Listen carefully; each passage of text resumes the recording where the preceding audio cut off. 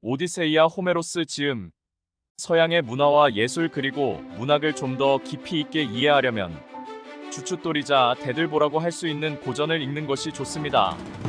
그중 호메로스의 일리아스와 오디세이아는 단연코 빠질 수 없는 작품이라 하겠습니다. 호메로스의 글은 많은 문학 작품의 자양분이 되었고, 기독교가 유럽에 깊게 뿌리를 내리면서 호메로스의 작품에 영향을 받은 것도 사실입니다. 독서에 있어서 어느 책이 더 낫다고 말할 수는 없을 것입니다. 하지만 고전이란 식사할 때 밥과 같은 것입니다. 반찬 없이 밥만 먹는다면 맛이 없을 수는 있겠으나, 밥 없이 반찬만 먹는다면 제대로 식사를 했다고 할 수도 없을 것입니다. 밥과 반찬이 서로 입맛을 돋구는데 최적의 파트가 되듯이, 고전은 철학과 역사, 소설 등은 물론이고 심지어 자기 개발서에도 흥미를 돋아줄 것입니다.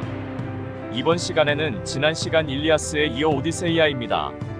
오디세이아 역시 방대한 내용을 요약해서 말씀드리기는 어려운 관계로 작품 해설을 참고하여 간략한 내용만 전달하겠습니다.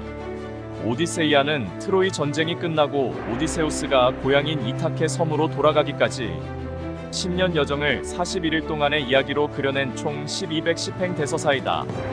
그리스인의 지성을 대표하는 오디세우스의 모험과 바다의 노래이자 아내 페넬로페의 숭고하고도 지조 있는 사랑 노래이기도 하다.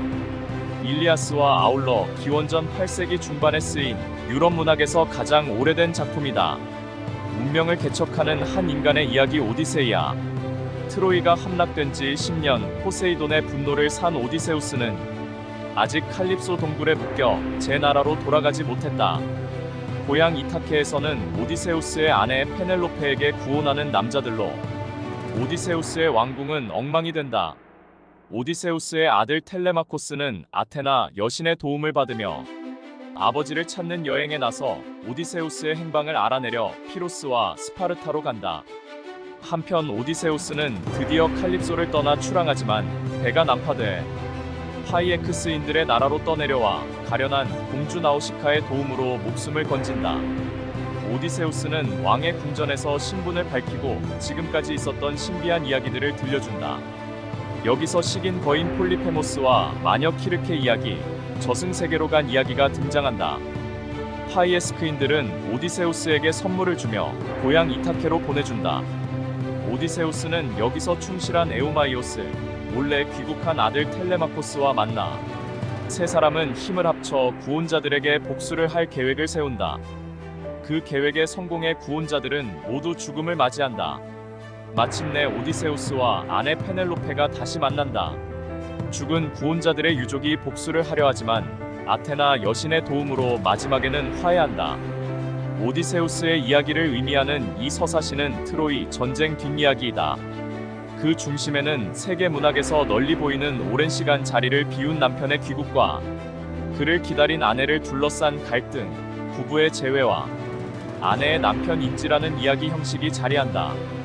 여기서는 모험심 가득한 인물의 표류와 그에 따른 여러 나라 방랑 이야기가 차례로 정교하게 엮여 있다. 따라서 오디세이아는 서사시라고는 하지만 일리아스 같은 전형적인 영웅 서사시가 아니라 오히려 민화적인 이야기를 중심으로 많은 모험담이 섞인 바다를 둘러싼 표류기담의 성격이 짙다. 또한 오디세우스는 자신의 운명을 묵묵히 받아들이기보다는 온갖 고난 속에서도 지혜와 끈기로 운명을 열어간다. 그래서 보다 근대적이고 소설적이며 읽은 즐거움이 뛰어나다. 문체 또한 느긋하고 밝으며 일리아스 같은 비장함이나 긴장감은 없다. 조금 더 구체적인 내용을 살펴보겠습니다. 오디세이아 이야기는 오디세우스가 이타케를 떠난 지 20년, 바다 위를 헤맨 지 10년이 되는 어느 날부터 시작된다. 주인공은 목마를 만들어서 트로이를 쓰러뜨린 오디세우스이다. 신들의 회의가 열린다.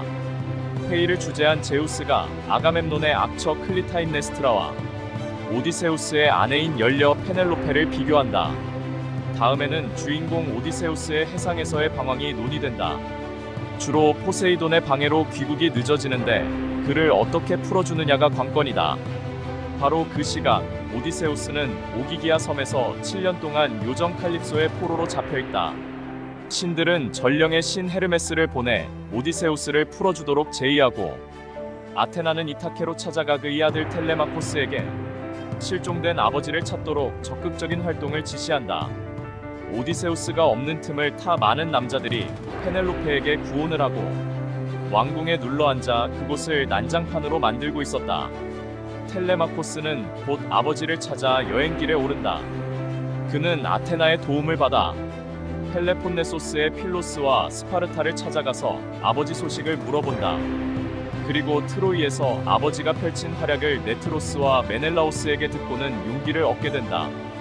여기까지가 1에서 4장까지의 대략적인 이야기입니다. 오디세이아의 전체 구성은 크게 세 부분으로 나눌 수 있습니다. 첫째, 오디세우스의 아들 텔레마코스의 활약이 1장에서 4장입니다. 둘째, 오디세우스의 표류담이 5장에서 13장 앞부분입니다. 셋째, 오디세우스의 아내에게 구원한 사람들에 대한 복수가 13장 뒷부분부터 24장까지입니다. 2중 5장에서 13장 앞부분까지 이어지는 표류담은 매우 흥미롭다 할 수 있겠습니다. 호메로스는 이야기 곳곳에다 인간 감정에서 비롯되는 일화들을 치밀한 계산 아래 풀어내고 있으며 세계와 인간의 온갖 본질을 심오하게 밝히고 있습니다. 지금까지 캔디맨의 고전 여행이었습니다.